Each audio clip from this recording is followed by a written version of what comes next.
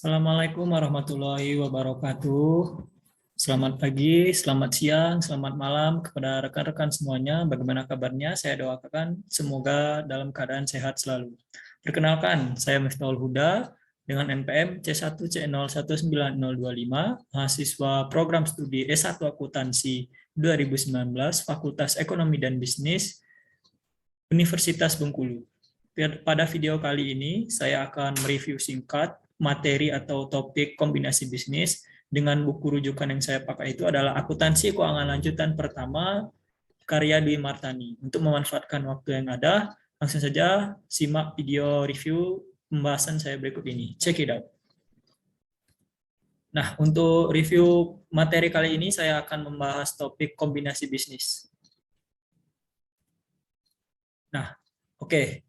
Sebelum kita masuk ke review intinya, saya akan memberikan pendahuluannya terlebih dahulu supaya teman-teman sekalian memiliki gambaran untuk kedepannya. Yang pertama itu latar belakang, motivasi dan keuntungan kombinasi bisnis itu sendiri. Nah, motivasi kita melakukan kombinasi bisnis. Perusahaan kan melakukan kombinasi bisnis dengan berbagai tujuan dan motivasi.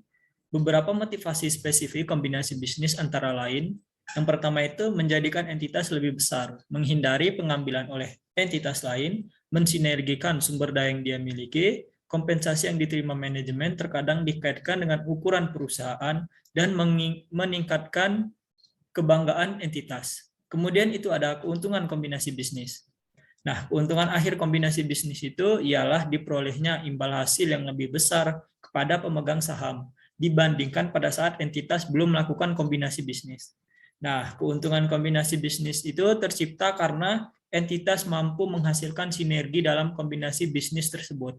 Sehingga itu jika nilai entitas sebelum bergabung 5 dan 3, setelah melakukan kombinasi bisnis, mampu menghasilkan nilai itu lebih dari 8.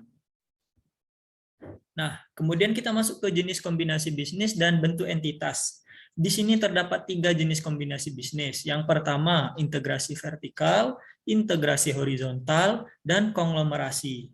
Nah, integrasi vertikal itu kombinasi bisnis dengan melakukan akuisisi entitas yang memiliki hubungan pemasok dan distribusi. Nah, kalau yang integrasi horizontal itu kombinasi bisnis dengan melakukan akuisisi entitas yang menghasilkan produk sejenis atau produk yang berkaitan. Terakhir itu ada konglomerasi. Nah, konglomerasi itu kombinasi bisnis dengan melakukan akuisisi entitas yang tidak memiliki hubungan dengan entitas lainnya. Jadi itu berbeda terkait dengan operasi aktivitasnya. Terus kita masuk ke bentuk entitas. Nah, bentuk entitas ini adalah yang kita bahas sekarang, itu ada merger atau statutory merger, konsolidasi atau statutory consolidation, serta akuisisi atau stock acquisition. Nah, yang merger itu kombinasi bisnis dilakukan dengan menggabungkan 2 atau lebih entitas, di mana entitas yang diakuisisi dibubarkan, serta semua aset dan liabilitasnya diambil alih oleh pihak yang mengakuisisi. Ilustrasinya seperti ini, jika ada perusahaan A dan perusahaan B melakukan merger, salah satu perusahaan itu harus dibubarkan. Contoh perusahaan B yang dibubarkan sehingga dia bergabung dengan A dan memakai nama perusahaan A. Nah, kemudian yang dikonsolidasi itu kombinasi bisnis yang membentuk satu entitas baru yang akan mengambil semua aset dan liabilitas entitas yang bergabung. Contoh, perusahaan A dan perusahaan B itu melakukan konsolidasi. Kemudian mereka melebur menjadi satu dan membentuk perusahaan baru, perusahaan C. Itu semisal. Dan yang terakhir itu akuisisi atau stock acquisition.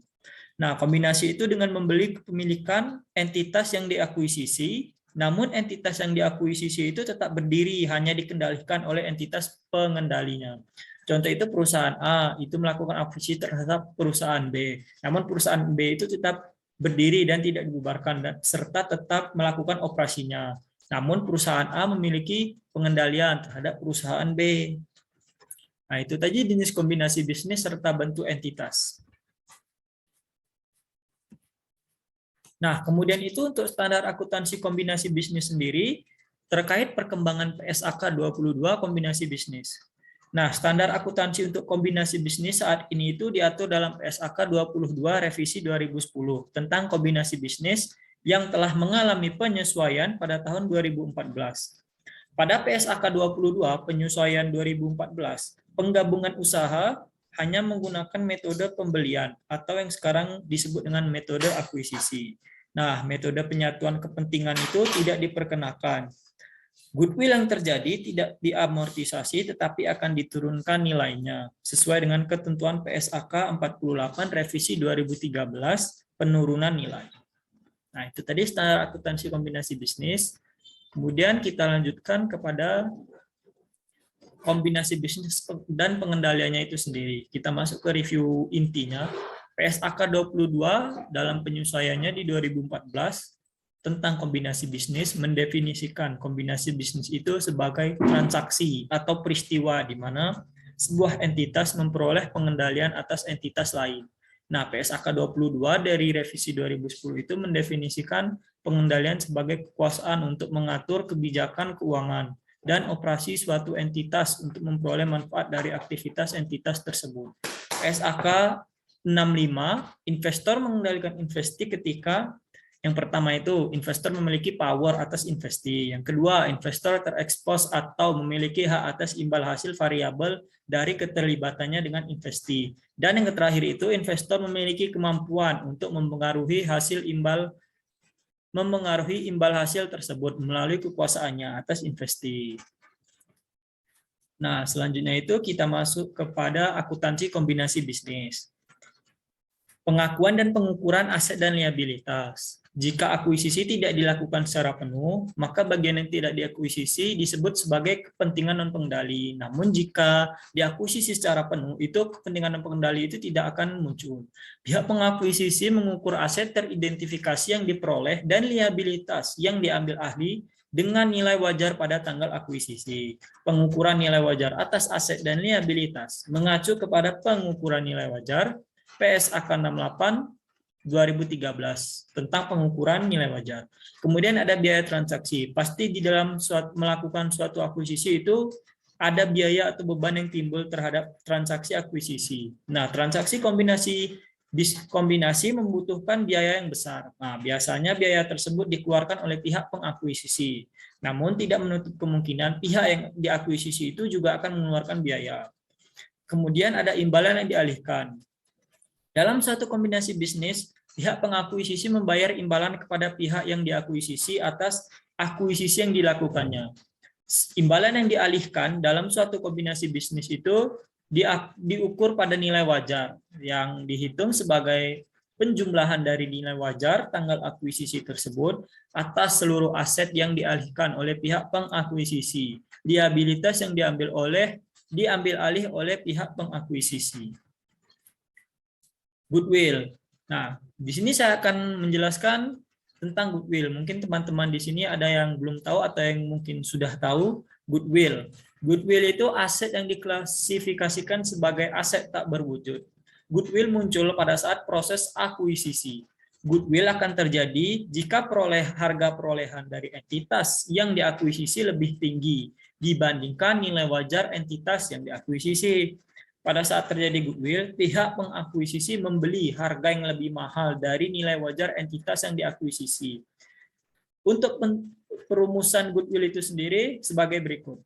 Imbalan yang dialihkan atau kas yang kita keluarkan untuk memperoleh akuisisi ditambah dengan kepentingan ekuitas sebelumnya yang dimiliki oleh pihak pengakuisisi, ditambah kepentingan non-pengendali pada pihak yang diakuisisi, dikurangi aset teridentifikasi yang diperoleh dan liabilitas yang diambil alih.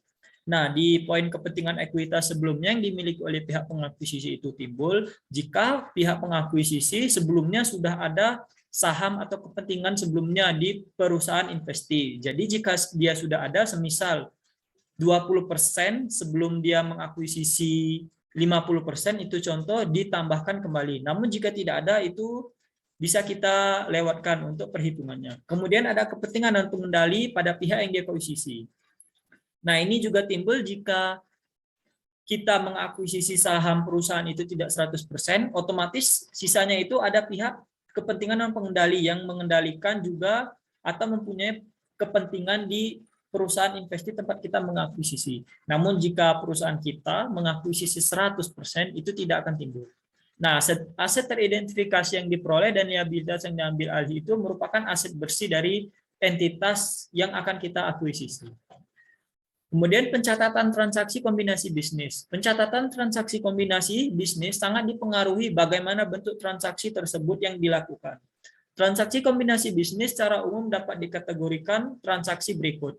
Yang pertama itu entitas yang diakuisisi menjual aset bersih dan kemudian entitas tersebut dibubarkan. Itu kalau tidak salah saya itu contohnya merger itu, dalam bentuk merger.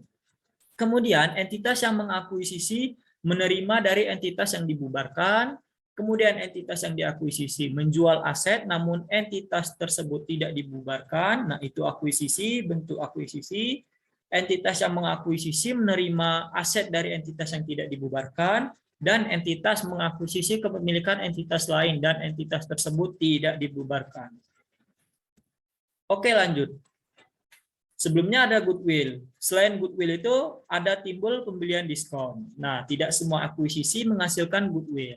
Terkadang pihak pengakuisisi melakukan pembelian pada nilai imbalan yang lebih rendah daripada nilai wajar aset teridentifikasi yang diperoleh dan liabilitas yang diambil alih. Nah, kondisi itu disebut dengan diskon. Yaitu sebuah kombinasi bisnis yang mana muncul nilai wajar aset teridentifikasi yang diperoleh dan liabilitas yang diambil ahli itu melebihi nilai agregatnya, atau imbalan yang dialihkan ditambah kepentingan yang dimiliki sebelumnya ditambah kepentingan pengendali dan dikurangi dengan aset bersih teridentifikasi. Selisih tersebut itu diakui oleh pihak pengakuisisi sebagai keuntungan pembelian diskon dalam laporan laba rugi pada tanggal akuisisi. Oke, selanjutnya itu kita masuk ke contoh. Sebelumnya itu kan sudah saya review untuk materinya. Tidak afdol jika kita tidak memasukkan contoh. Berikut ini untuk contoh goodwill yang timbul. Dalam kasus merger, akuisisi aset bersih, imbalan berupa kas. Pada 31 Desember 2015, PT Permata mengakuisisi seluruh aset bersih PT Samara dalam sebuah merger. Nah, berikut ini dapat teman-teman lihat informasi laporan posisi keuangannya sebelum dilakukan merger oleh pihak Permata. Nah, PT Permata itu mengalihkan imbalan senilai 352 juta untuk mengakuisisi PT Samara. PT Permata mengeluarkan 20 juta untuk biaya legal, yang mana ini timbul sebagai biaya transaksi atau beban yang timbul akibat terjadinya merger. Atas akuisisi tersebut, maka goodwill yang dapat dihitung sebagai berikut. Sudah kita ketahui bersama itu rumus goodwill. Imbalan dialihkan itu berupa kas yang dialihkan oleh PT Permata senilai 352 juta, kemudian kepentingan yang dimiliki sebelumnya. Dikarenakan PT Permata tidak memiliki kepentingan yang dimiliki sebelumnya, jadi kita bisa lewatkan. Terus ada kepentingan dan pengendali juga sama kasusnya. Terus aset bersih teridentifikasi. Nah, aset bersih teridentifikasi itu timbul dari PT Samara, nilai wajarnya kita jumlahkan seluruh asetnya, kemudian kita kurangkan dengan utang usaha dan utang wesel dari PT Samara. Timbullah hasil 280 juta.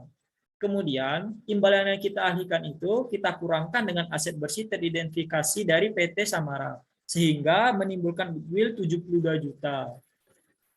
Walaupun jadi intinya itu PT Permata mengeluarkan kas lebih untuk melakukan merger terhadap aset bersih teridentifikasi dari PT Samara. Nah, adapun jurnal yang dibuat oleh PT Permata terkait dengan proses merger tersebut, yang pertama beban didebit terhadap kas yang sebelumnya itu untuk biaya legal 20 juta di beban dan kas 20 juta. Kemudian untuk mencatat akuisisi aset bersihnya itu kita gabungkan semua total aset serta liabilitas dari PT Permata dan PT Samara.